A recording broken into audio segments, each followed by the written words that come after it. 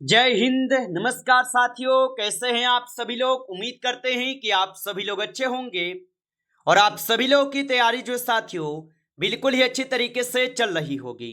तो साथियों, आज की इस क्लास में हम सभी लोग जो है आरआरबी ग्रुप डी एग्जाम 2026 के लिए जो है टॉप ऐसे इंपोर्टेड और चुनिंदे क्वेश्चन को देखेंगे, जो कि साथियों आपके 14 अगस्त से लेकर आपके 21 अगस्त तक के एग्जाम के लिए काफी इंपोर्टेंट है।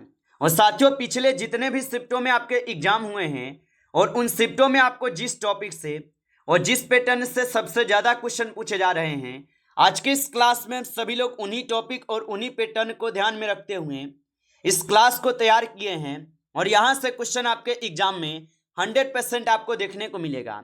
तो साथियों, यदि आपका एग्जाम 21 से पहले किसी भी डेट पर हो तो मेरे भाई यहां से क्वेश्चन आपके एग्जाम में 100% देखने को मिलेगा।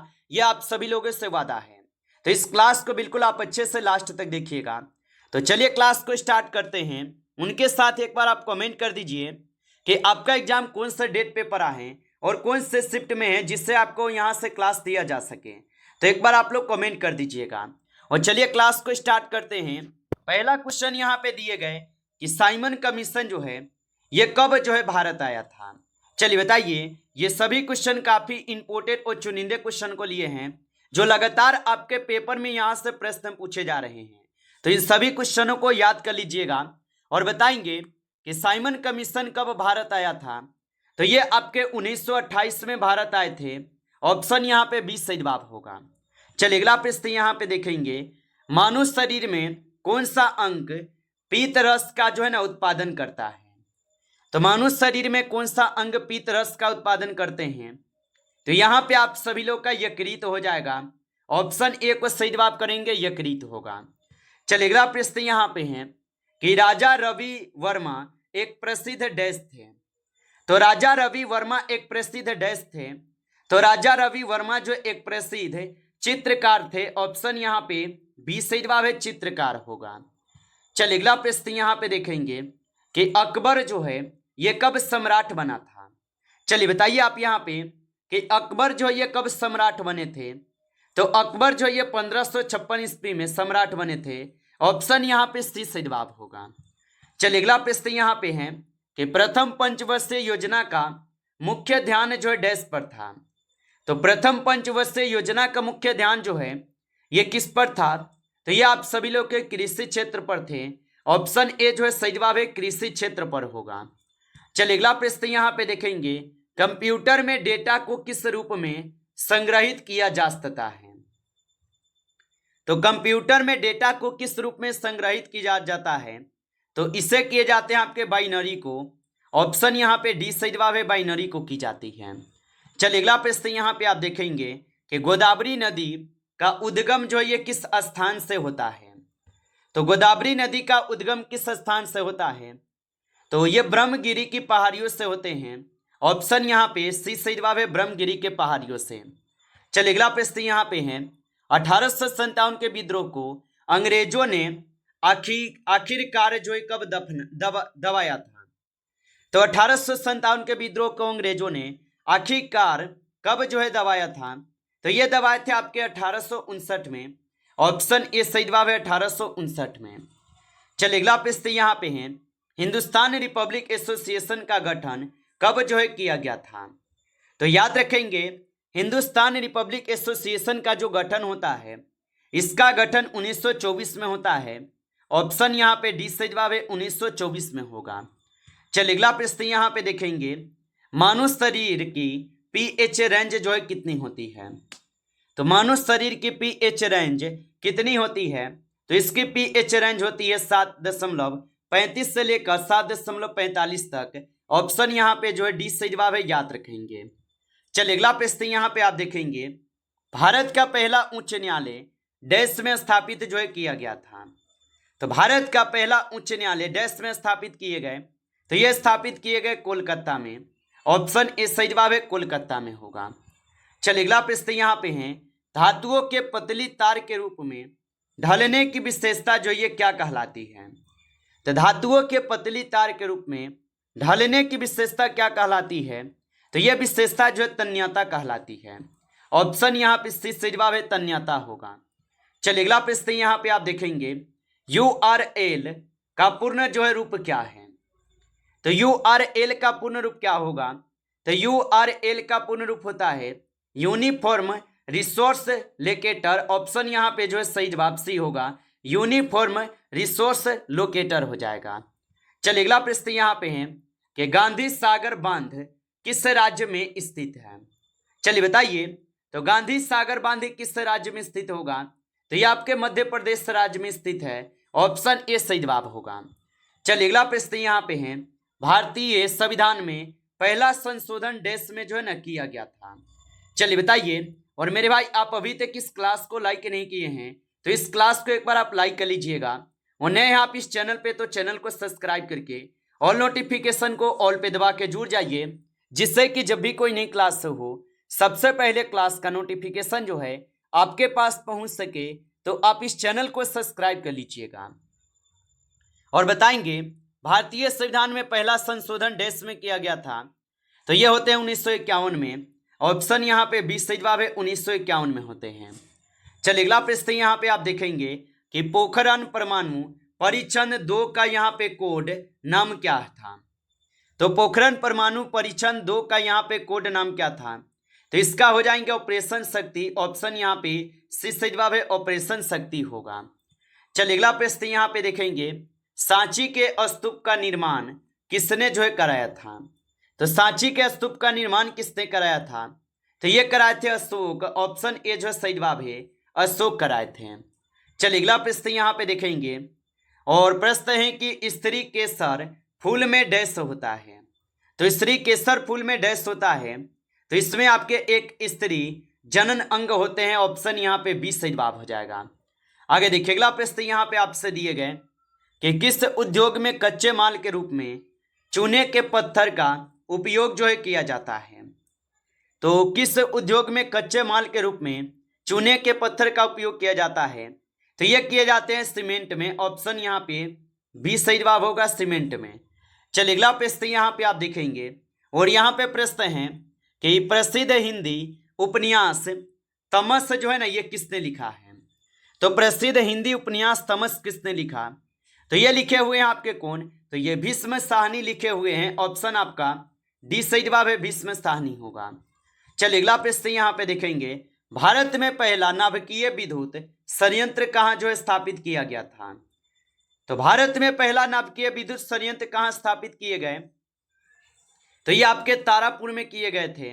ऑप्शन ए सही जवाब है, तारापुर में किए गए। चलिए अगला क्वेश्चन यहाँ पे आप देखेंगे 23 क्वेश्चन है सरदार सरोवर बांध किस नदी पर जो है बना है। तो सरदार सरोवर बांध किस नदी पर बने हुए हैं। तो सरदार सरोवर बांध जो है यह नर्मदा नदी पे बना हुआ है। ऑप्शन यहाँ पे सी सही जवाब है। चलिए अगला क्वेश्चन यहाँ पे है कि देश भारत का सबसे बड़ा बॉक्साइट उत्पादक राज्य है। तो देश भारत का सबसे बड़ा बॉक्साइट उत्पादक राज्य होगा। तो ये आपके ओडिशा के हो जाएगा। ऑप्शन यहाँ पे 20 सही जवाब है, ओडिशा के होगा। चलिए अगला प्रश्न है कि हेपेटाइटिस ए किसके कारण होता है। तो हेपेटाइटिस ए किसके कारण होते हैं।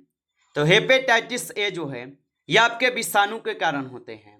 ऑप्शन यहाँ पे डी सही जवाब है, विषाणु के कारण। चलिए अगला प्रश्न यहाँ पे है कि प्रोग्रामिंग लैंग्वेज जावा का आविष्कार डैश द्वारा जो है किया गया था। तो प्रोग्रामिंग लैंग्वेज जावा का आविष्कार किसके द्वारा किए गए। तो इसका आविष्कार किए गए हैं आपके किसके द्वारा। तो यहाँ पे सही जवाब ऑप्शन डी हो जाएगा। चलिए अगला क्वेश्चन यहाँ पे देखेंगे 27 क्वेश्चन है कि भौतिकी का वह कौन सा भाग द्रव्य के गुणों से संबंधित है। तो भौतिकी का कौन सा भाग द्रव्य के गुणों से संबंधित होगा। तो यहाँ पे द्रव्य स्थितिकी। ऑप्शन यहाँ पे सी जो है सही जवाब करेंगे। चलिए अगला प्रश्न यहाँ पे आप देखेंगे, यहाँ पे प्रश्न आपसे पूछे गए हैं भारत में पहली बार ओलंपिक खेलों में किस वर्ष में भाग लिया गया। तो भारत ने पहली बार ओलंपिक खेलों में किस वर्ष में भाग लिया था। तो ये भाग लिए थे 1900 ईस्वी में। ऑप्शन ए सही जवाब है, 1900 ईस्वी में होगा। चलिए अगला प्रश्न यहाँ पे देखेंगे और यहाँ पे प्रश्न है आप लोगों से सुकन्या समृद्धि योजना का शुभ आरंभ जो है किसने किया था। तो सुकन्या समृद्धि योजना का शुभ आरंभ किसने किया। तो इसका शुभ आरंभ किए गए नरेंद्र मोदी के द्वारा। ऑप्शन यहाँ पे सी सही जवाब है। चलिए अगला प्रश्न यहाँ पे है कहा जाता है कि 1906 में भारत का प्रथम राष्ट्रीय ध्वज डैश में फहराया गया था। तो कहा जाता है कि 1906 में भारत का राष्ट्रीय ध्वज डैश में फहराए गए, तो ये कोलकाता में फहराए गए। ऑप्शन यहाँ पे सी सही जवाब है, कोलकाता में फहराए गए थे। चलिए अगला प्रश्न यहाँ पे देखेंगे कि आरटीआई अधिनियम कब जो है ना प्रभावी हुआ था। चलिए बताएंगे आप यहाँ पे। तो आरटीआई अधिनियम कब प्रभावी हुआ था, तो ये प्रभावी होते हैं आपके अक्टूबर 2005 में। ऑप्शन यहाँ पे डी सही जवाब है, अक्टूबर 2005 में। चलिए अगला प्रश्न यहाँ पे दिए गए, संयुक्त राष्ट्र परिषद में कितने जो अस्थायी सदस्य होते हैं। तो संयुक्त राष्ट्र परिषद में कितने अस्थायी सदस्य होते हैं, तो इसमें होते हैं 15। ऑप्शन यहाँ पे इसमें होते हैं कितने, तो आप बताएंगे इसमें होते हैं कितने मेरे भाई। तो यहाँ पे सही जवाब ऑप्शन डी लगाएंगे, इसमें 10 होते हैं। ऑप्शन डी सही जवाब है, इसमें 10 होते हैं। आगे देखिए अगला क्वेश्चन यहाँ पे दिए गए, निम्नलिखित में से कौन सा सबसे कम वायु का नोबेल विजेता है। तो निम्नलिखित में से कौन सा सबसे कम वायु का नोबेल विजेता हो जाएगा, तो यहाँ पे मलाला यूसुफजई हो जाएगा। ऑप्शन यहाँ पे जो सही जवाब है याद रखेंगे। चलिए अगला प्रश्न यहाँ पे आप देखेंगे कि नौ कलेकर उत्सव किस राज्य से संबंधित है। तो नौ कलेवर उत्सव किस राज्य से संबंधित हो जाएगा, तो ये संबंधित है ओडिशा से। ऑप्शन यहाँ पे बी सही जवाब है, ओडिशा से होगा। चलिए अगला प्रश्न यहाँ पे है कि प्रधानमंत्री स्वास्थ्य सुरक्षा योजना को वर्ष डैश में शुरू जो है किया गया था। तो प्रधानमंत्री स्वास्थ्य सुरक्षा योजना को वर्ष डैश में शुरू किए गए थे, तो ये किए गए थे आपके 2003 में। ऑप्शन ए सही जवाब है, 2003 में होगा। चलिए अगला प्रश्न यहाँ पे है, विटामिन B12 की कमी से कौन सा यहाँ पे रोग होता है। तो विटामिन B12 की कमी से जो है कौन सा रोग होता है, तो यहाँ पे इस क्वेश्चन का सही जवाब ऑप्शन बी लगाएंगे। ऑप्शन यहाँ पे आपका जो है बी सही जवाब होगा। चलिए अगला प्रश्न यहाँ पे देखेंगे, और यहाँ पे प्रश्न आप लोगों से क्या दिए गए कि ठोस का सीधे वाष्प में बदलना क्या कहलाता है। चलिए बताइएगा आप यहाँ पे कि ठोस का सीधे वाष्प में बदलना क्या कहलाते हैं। तो यहाँ पे इस क्वेश्चन का सही जवाब क्या लगाएंगे, तो यहाँ पे इस क्वेश्चन का आप लोग का सही जवाब जो है ऑप्शन यहाँ पे ए हो जाएंगे, ऊर्ध्वपातन कहलाते हैं। ऑप्शन ए सही जवाब होगा। चलिए अगला प्रश्न यहाँ पे आप देखेंगे, यहाँ पे 38 क्वेश्चन है, ग्रीन हाउस इफेक्ट मुख्यतः किस गैस के कारण होता है। तो ग्रीन हाउस इफेक्ट मुख्यतः किस गैस के कारण होते हैं, तो ये होते हैं आप सभी लोग के किस कारण, तो ये कार्बन डाइऑक्साइड के कारण होते हैं। ऑप्शन यहाँ पे बी सही जवाब होगा। चलिए अगला प्रश्न यहाँ पे देखेंगे 39, मनुष्य इनमें से कौन सी ध्वनि नहीं सुन सकती है। तो मनुष्य जो है ये 50,000 हर्ट्ज की ध्वनि को नहीं सुनते। ऑप्शन यहाँ पे सी सही जवाब है। चलिए अगला प्रश्न है कि नायलॉन किस प्रकार का पदार्थ है। तो नायलॉन किस प्रकार का पदार्थ हो जाएगा, तो ये कृत्रिम फाइबर हो जाएगा। ऑप्शन यहाँ पे जो बी सही जवाब है, याद रखेंगे। नमस्कार साथियों, इस क्लास में जो है टॉप आपके 40 क्वेश्चन थे जो काफ़ी इंपॉर्टेंट क्वेश्चन थे। साथियों यदि आपको क्लास अच्छा लगा हो तो आप इस क्लास को लाइक कर लेंगे, और नए जुड़े हैं आप इस चैनल पे तो चैनल को भी सब्सक्राइब करके और नोटिफिकेशन को ऑल पे दबा के जुड़ जाइए, जिससे कि जब भी कोई नई क्लास हो सबसे पहले क्लास का नोटिफिकेशन जो है आपके पास पहुंच सके। तो आप इस चैनल को सब्सक्राइब कर लीजिएगा। चलिए फिर मिलते हैं आपसे नेक्स्ट टॉपिक के साथ नेक्स्ट क्लास में, तब तक के लिए जय हिंद जय भारत।